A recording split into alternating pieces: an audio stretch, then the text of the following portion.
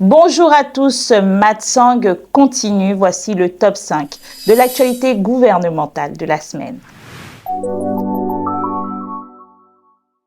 Nous démarrons en top 1 avec le président de la République, chef de l'État, chef du gouvernement, son Excellence Brice Clotaire Oligui Nguema, qui a lancé ce lundi 8 juin 2026 les travaux de construction du futur port minéralier de Kobe-Kobe dans le département du Komo-Océan. Ce port en eau profonde, comprenant plusieurs stations à quai, aura pour objectif de renforcer les capacités d'exploitation du pays.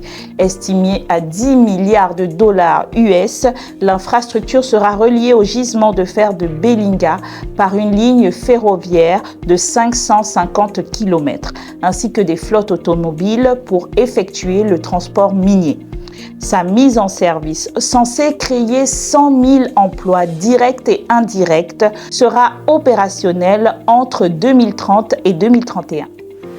Top 2, dans le cadre du renforcement de la souveraineté alimentaire nationale, le président de la République a reçu ce mardi 9 juin 2026 au Palais Rénovation le groupe guinéen Sonoko, firme spécialisée dans l'agro-industrie. Les responsables sont venus présenter au chef de l'État l'état d'avancement d'un important projet avicole destiné à répondre à la mesure présidentielle d'interdiction d'importation du poulet de chair d'ici janvier 2027. Le projet prévoit la mise en place d'un complexe agro-industriel intégré destiné à couvrir l'ensemble de la chaîne de valeur de la filière avicole. La première phase vise une production de plus de 15 millions de poulets, ce qui réduira fortement les importations de poulets de chair dans le pays.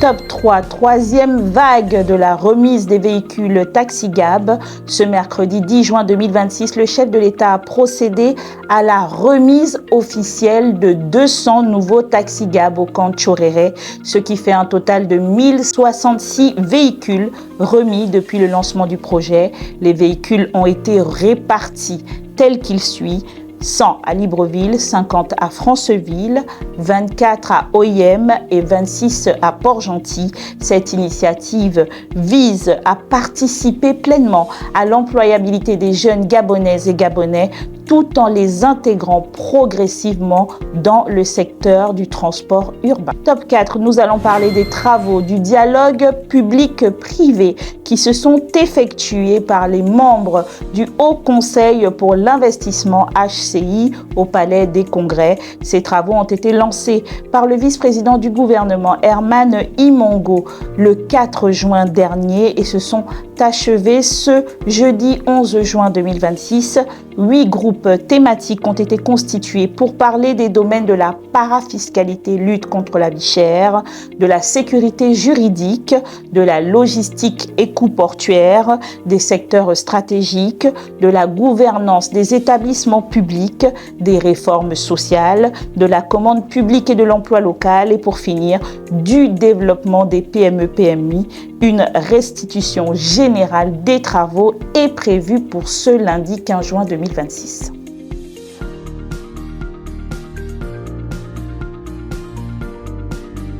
Pour terminer, top 5, le dialogue de partenariat entre le Gabon et l'Union européenne tenu ce lundi 8 juin 2026 au Palais des Congrès de Libreville, co-présidé par le vice-président du gouvernement et l'ambassadrice de l'Union européenne au Gabon, respectivement Herman Imongo et Cécile Abadi. Cette rencontre avait pour objectif de renforcer les relations bilatérales. Les échanges ont porté notamment sur les réformes politiques et institutionnelles, les perspectives économiques, la préservation de l'environnement et la gestion durable des ressources naturelles, ainsi que les enjeux de coopération régionale et multilatérale.